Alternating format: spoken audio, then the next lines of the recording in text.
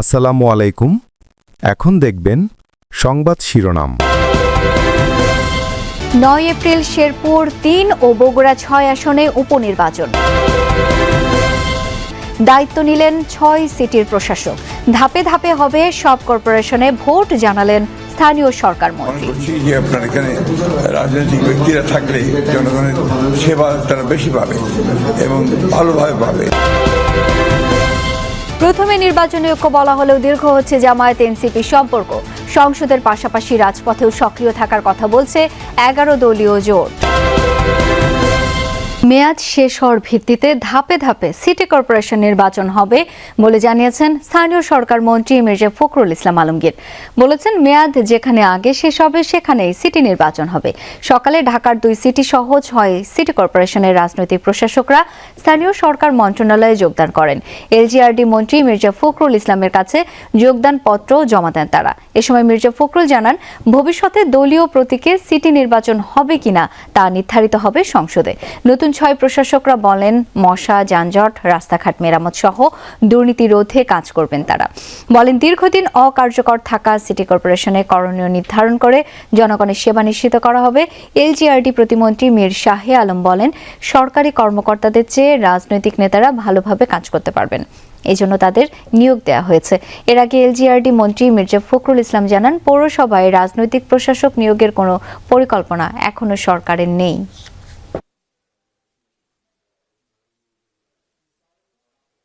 যেহেতু আপনার সরকারি কর্মকর্তার দায়িত্ব ছিলেন, আমরা মনে করছি যে আপনার এখানে রাজনৈতিক ব্যক্তিরা থাকলে জনগণের সেবা তারা বেশি পাবে এবং ভালোভাবে পাবে, এটা আমাদের বিশ্বাস আর কি।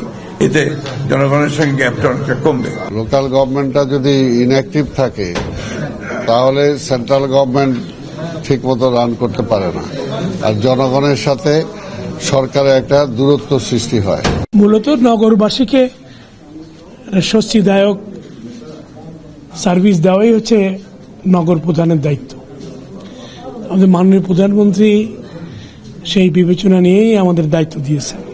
আমরা আমাদের দায়িত্ব সততা এবং নিষ্ঠার সাথে পালন করব। শেরপুর 3 ও বগুড়া 6 আসনে উপনির্বাচন অনুষ্ঠিত হবে 9 এপ্রিল। তফসিল ঘোষণা হবে আজই, এই তথ্য জানিয়েছে নির্বাচন কমিশন। 12 ফেব্রুয়ারি অনুষ্ঠিত হওয়া ত্রয়োদশ জাতীয় সংসদ নির্বাচনে বগুড়া 6 ও ঢাকা 17 আসনে নির্বাচিত হন তারেক রহমান।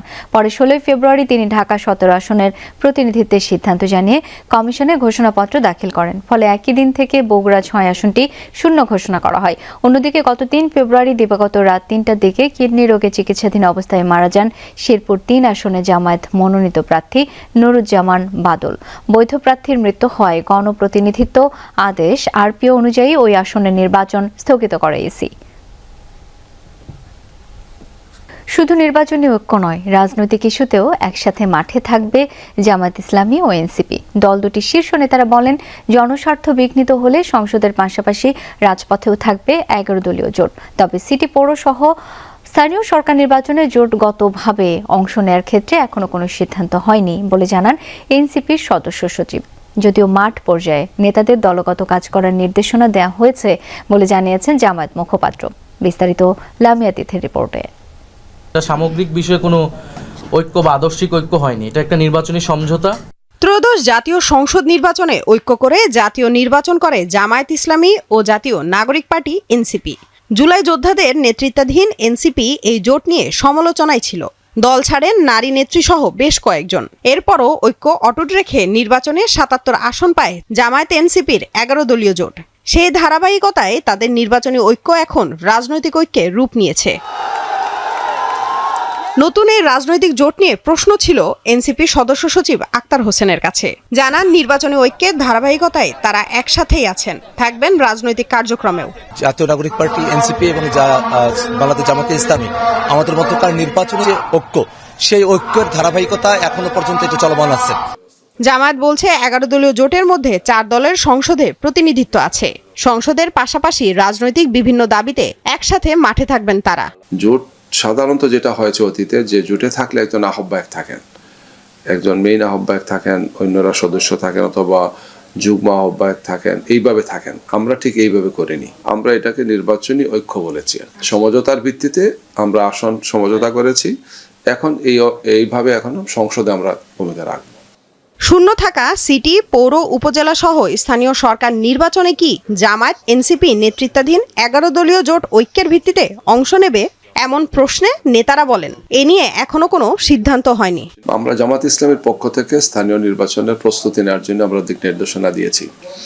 তো প্রথম ফেজে হবে বিভিন্ন সিটি কর্পোরেশনগুলোতে আমাদের প্রস্তুতি নেওয়ার জন্য বলেছি, এবং পর্যায়ক্রমে অন্যগুলোতেও আমরা সেই প্রস্তুতিগুলো নিচ্ছি। স্থানীয় সরকার নির্বাচনের জন্য একটি কমিটিও আমরা তৈরি করেছি। খুব শীঘ্রই সে কমিটি তার কার্যগুলো শুরু করবে।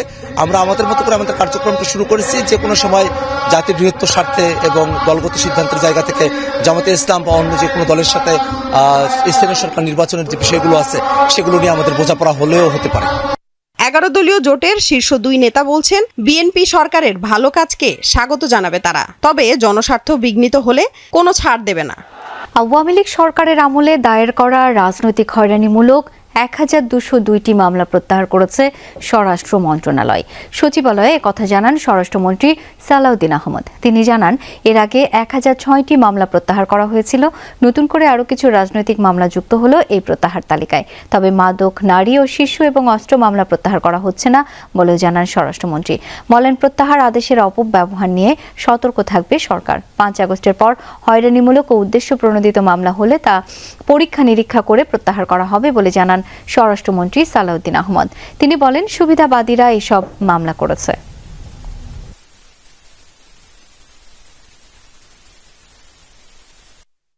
আমরা আজকেও 1202টা মামলা প্রত্যাহারের অনুমোদন দিয়েছি, যেগুলো ফেসিবাদের সময়, বিগত ফেসিবাদী সরকারের সময় রাজনৈতিক উদ্দেশ্য প্রণোদিত মামলা ছিল।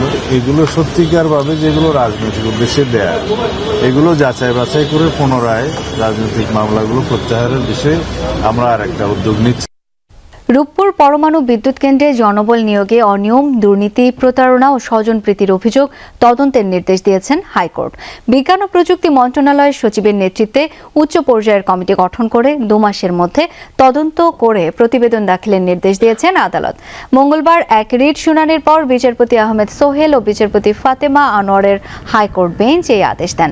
এর আগে পাবনার ঈশ্বরদীতে নির্মাণাধীন রূপপুর পরমাণু বিদ্যুৎ কেন্দ্রে জনবল নিয়োগে অনিয়ম, দুর্নীতি, প্রতারণা ও স্বজনপ্রীতির নজিরবিহীন অভিযোগ তদন্তের নির্দেশনা চেয়ে হাইকোর্টে রিট করা হয়। তিস্তা প্রকল্পে আগ্রহ প্রকাশ করেছে চীন। এই প্রকল্পটি করতে চায় তারা, এই তথ্য জানিয়েছেন স্থানীয় সরকার মন্ত্রী মির্জা ফখরুল ইসলাম আলমগীর। সকালে সচিবালয়ে মির্জা ফখরুলের সাথে বৈঠক করেন চীনা রাষ্ট্রদূত ইয়াও ওয়েন।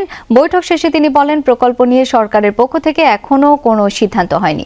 চীনের সাথে চলমান প্রকল্প অব্যাহত রয়েছে। এছাড়া স্থানীয় সরকারের ক্ষেত্রে কিভাবে চীনের সহযোগিতা পাওয়া যায় সেটি নিয়ে বৈঠকে আলোচনা হয়েছে। পরীক্ষিত পুরনো বন্ধু হিসেবে নতুন প্রকল্পেও তাদের আগ্রহ রয়েছে বলেও জানান স্থানীয় সরকার মন্ত্রী। বলেন চীন সফরে প্রধানমন্ত্রী তারেক রহমানকে আমন্ত্রণ জানিয়েছে দেশটি।